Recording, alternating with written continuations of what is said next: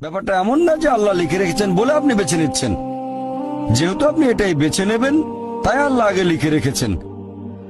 এখানে পছন্দ আপনার, তবে আল্লাহ আপনার পছন্দ জানেন। যেমন ধরেন একটা রাস্তার মোড়ে আসলেন, সামনে 5টা রাস্তা, রোড নাম্বার 1, 2, 3, 4, 5। এখানে পছন্দ আপনার, বেছে নিতে পারেন রোড নাম্বার 1, 2, 3, 4, 5। আপনি গেলেন রোড 2-এ। এটা আগে থেকেই লেখা আছে আপনার নিয়তিতে যে আপনি যাবেন 2 নম্বর রোডে।